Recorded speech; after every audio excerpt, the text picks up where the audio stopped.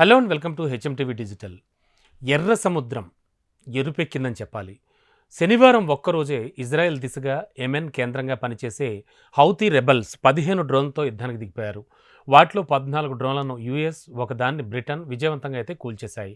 వాణిజ్య నౌకలే లక్ష్యంగా రెబల్స్ ఈ దాడులకు పాల్పడ్డారని అమెరికా, బ్రిటన్ సైనిక అధికారులు వెల్లడించారు.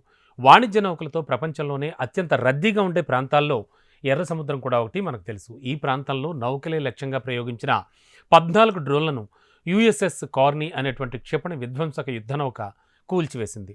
వాణిజ్య నౌకలకు ఎటువంటి నష్టం కూడా జరగకుండా అడ్డుకుంది. మరి దాడుల్లో ఎవరికీ కూడా ఎటువంటి గాయాలు కాలేదు. అయితే హెచ్ఎంఎస్ డైమండ్ నౌక నుంచి సీ వైపర్ క్షిపణిని ప్రయోగించి ఒక డ్రోన్ను కూల్చేశామని బ్రిటన్ రక్షణ మంత్రి గ్రాంట్ షాప్స్ తెలిపారు. ఇక 1991లో గల్ఫ్ యుద్ధం తర్వాత రాయల్ నేవీకి చెందిన యుద్ధ నౌక ఏరియల్ టార్గెట్ను కూల్చేయడం ఇదే ప్రథమమని కూడా వెల్లడించారు.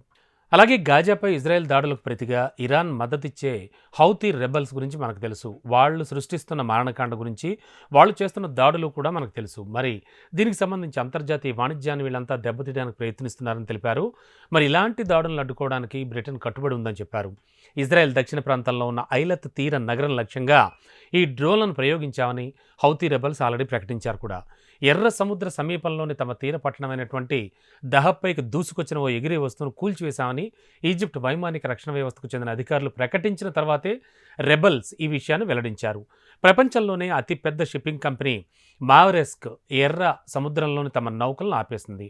అలాగే బాబెల్ మండెబ్ నుంచి ప్రయాణం సాగించేటువంటి నౌకలను కూడా భద్రత కారణాల రీత్యా నిలిపేశామని సంస్థ వెల్లడించింది. ఇటీవల లైబీరియా నౌకపై దాడి జరిగిన నేపథ్యంలో ఈ నిర్ణయం తీసుకున్నామని పేర్కొంది. మొత్తానికి ఎర్ర సముద్రం అయితే దాడులతో ఎరుపెక్కుతోందని చెప్పొచ్చు.